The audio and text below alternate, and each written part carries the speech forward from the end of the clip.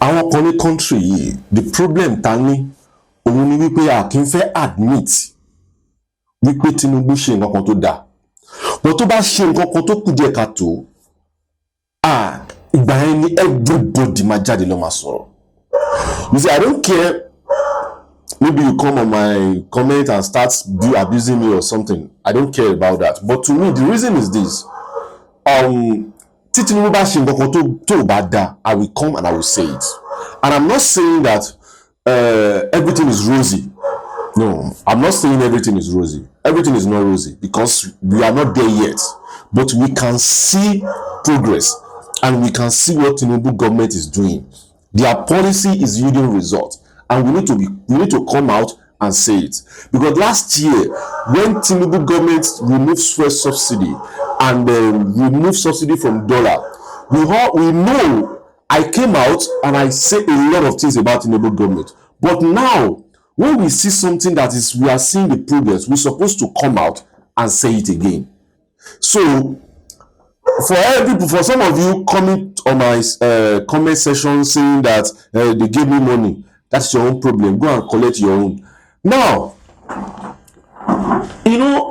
I was just laughing yesterday when I saw this attack on Rufai Oseni and Reuben Abati, saying that, wow, what are they saying? Why are they saying this? Blah, blah, blah. Anytime anybody that is supporting, maybe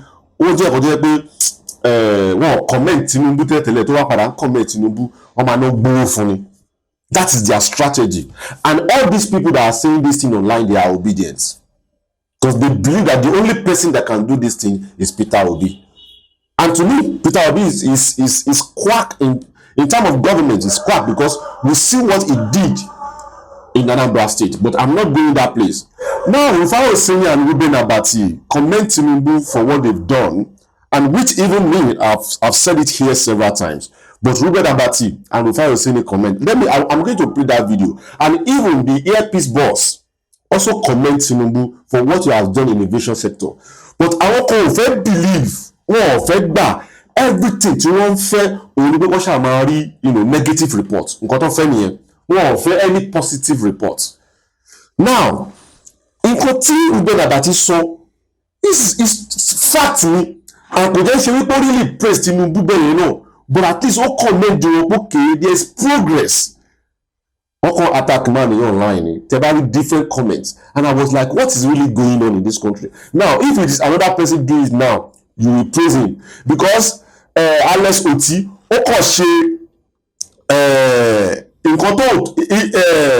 terminal boss tó ṣe kò tó èyí tó ń lò lẹ́gbẹ́dá. Tẹ́ bá rí bí wọ́n ṣe praise man yìí ní online, as if pé ó ti ṣe nǹkan tí wọ́n ṣe ní Nàìjíríà. But tó bá wá ṣe wú kí ní ẹlẹ́pọ̀ ẹni ṣe kí wọ́n gbawó. But let me play this video for you guys. Quantus economics. And they are saying that, look, President Tinubu's economic reform has helped greatly to stabilize the Nigerian economy. They said between 2014 and 2023 that Nigeria's economy collapsed. In other words, that report by Quantus Economics was more or less saying that Buhari's 8 years was a period of waste economically, that the economy became prostrate, but that Nigeria reached a turning point in 2024, which is commendation for the Tinubu administration in terms of removal of subsidy, in terms of removal of foreign exchange subsidies, in terms of the many innovations that the Tinubu government has introduced. And they said categorically in that report that now investors are coming back. Foreign direct investors are coming back. Portfolio investments are coming back. The foreign reserve has increased. That under Buhari, foreign reserve went down. It depleted the foreign reserve. Nigeria lost confidence within the international community. But however, which is what I find instructive about the Quantus Economics report, that Nigeria still needs to do a lot more. Yes. That this economy must be productive. That productivity is important. That population is going to increase by 2030. In fact, we will reach 280 million by 2080. And that, in other words, Nigeria needs a lot more to do. They, however, recognize that it's not something that the Tinubu government can do in 1 year or 2 years, that Nigeria is a work in progress. But, Oyedele also recognizes that more people are in poverty, and that's what makes this environment painful. Finally, the FATF. FATF, yeah. There's a background to it. We were on the blacklist of the Financial Action Task Force based in France at the time President Obasanjo assumed office in 1999. Yeah. It was the Obasanjo government that first started this process of Nigeria becoming a financial destination. We were removed from that blacklist because the Obasanjo administration set up the EFCC, set up the ICPC, and then, the international community restored confidence in Nigeria. But by 2023, again, we had gone back to what they call the grey list, which means that as a Nigerian, you can't transact businesses. Investors no longer trusted Nigeria. We became a country that is more or less a pariah in the international economic system. Kudos to the Tinubu government. Again, the Tinubu administration now, through the combined efforts of the National Security Advisor's Office, the Ministry of Finance, the National Insurance Commission, and other agencies, as Dr. Aniti was saying in a piece that I think I read. Now Nigeria is back there. Now, I'm going to stop here. Nigeria is back on that. Is back now. Now we can do transaction. They will not see us as as a fraudster again. But I'm not going to that place. Now let me play the video of Rufai Oseni, because as they attack Reuben Abati, they also attack Rufai Oseni. Let's play that video together. This morning, I would like to clap for the Tinubu government. And that's a good one. And that's a symbolic gesture. Because the thrust of every government should be accountability. And when they do well, I'll say it. And I can only imagine what Minister Wale Edun went through to get this passed. I'm sure a lot of centripetal forces and centrifugal forces in this government, if they had seen this coming, they would have been mounted roadblocks. But Mr. Wale Edun passed it. And commendations to Mr. Wale Edun and the Tinubu government this morning. And it's beginning to make sense. Maybe this was what he did to get some of the attacks he got recently. I don't know. I'm just thinking out loud.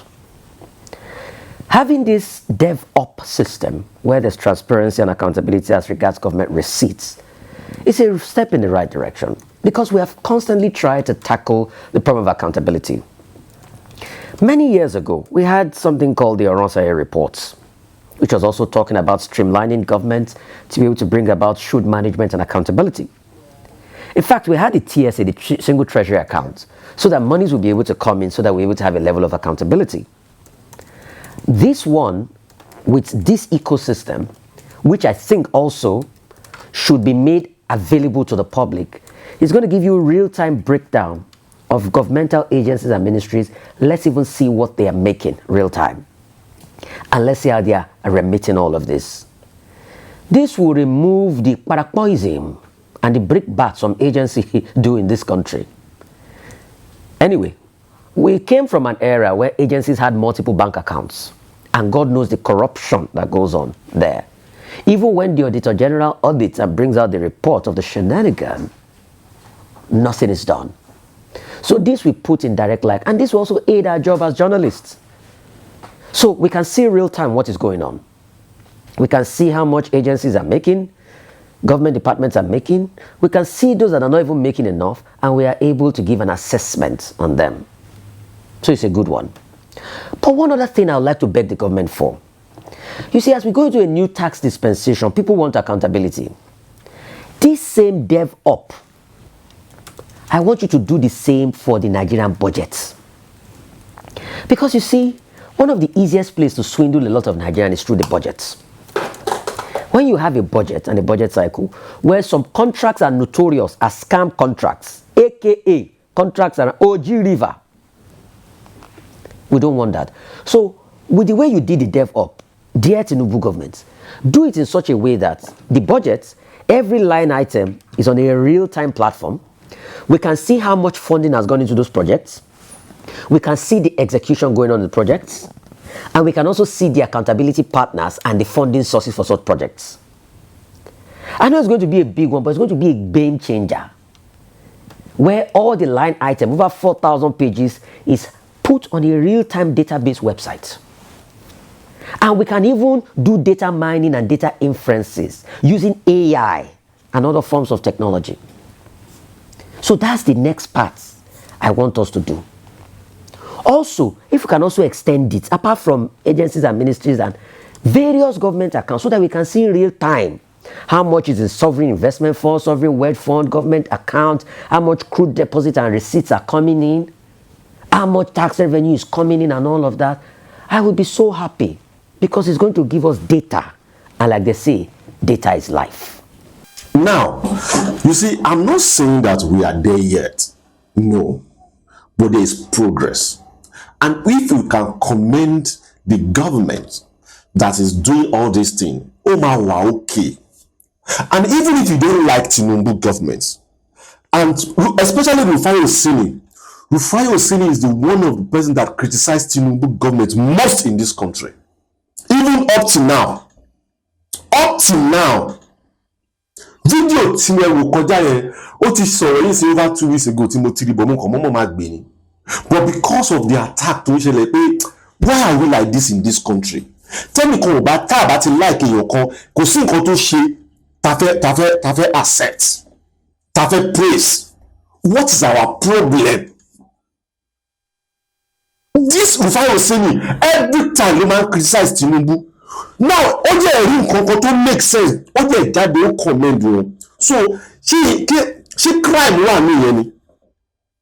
Ṣé crime wà nínú ìyẹn? We need to stop all this thing. Now, the airpeace boss also commend Tinubu about the reform that is going on in aviation sector. Let's watch that together. First of all, I think we must show gratitude to God Almighty. Without him, nothing is possible, I believe. Indeed. Yes. And again, I want to congratulate the President and Commander-in-Chief of the Nigerian Armed Forces, President Bola Tinubu, for pulling it off. This is something to be celebrated. I say congratulations to the President, because he engineered it. Like you said in your intro, if this is an example of the government paving way for the private sector to thrive, because no country develops without the private sector.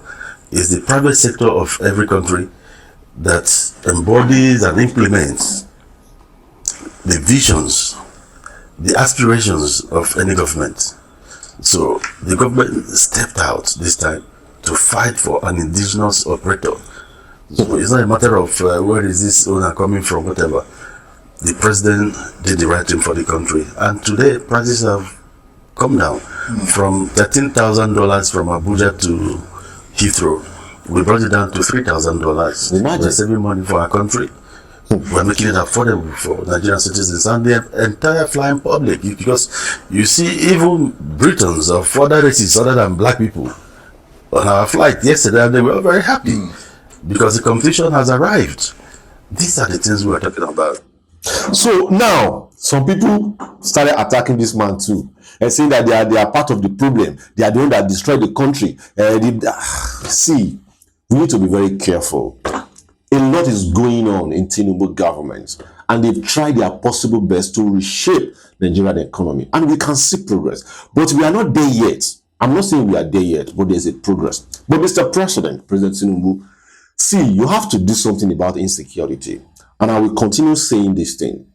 If you are not careful, all what you are doing in the economic sector, you are good. It's like you if you are not careful, this insecurity is going to destroy all what you've done. I'm telling you the fact, because the insecurity in this country is growing day by day. We can't deceive ourselves.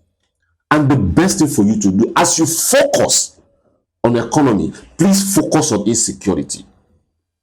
Full focus, because now, if we have insecurity, how do you want the foreign investors to come and invest in Nigeria. They will be afraid. See what is going on in Kwara. Yes, thank God that everything is down, but that is how it is. They will calm down for some times and they will rise again. All these are our military, a lot.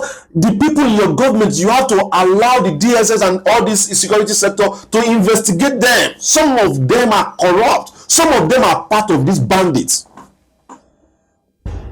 Because to me, I believe that this is where they want to use to destroy your government. And you have to do the right thing. Someone will just stay in his house and they will come and kidnap him. See what is going on online. Collecting donation for ransom. Where are we going in this country? Yes, you've done the right thing by sacking some service chiefs. Fine. But please, focus. Tell me Rubadu to do more, because this insecurity is alarming. It's growing day by day. And if you can do something about this insecurity, everything will be better. Things is coming down in the market. The food is coming down. Everything is coming down. We can see that what you are doing in time for economy is, we can see it. People can feel it now. So do more on this insecurity. I won't say more than this. My name is Lekuti Oyemi. Bye for now. Please subscribe to Facetv Africa and turn the notification on. Facetv Africa, subscribe. Face TV. Muswobi.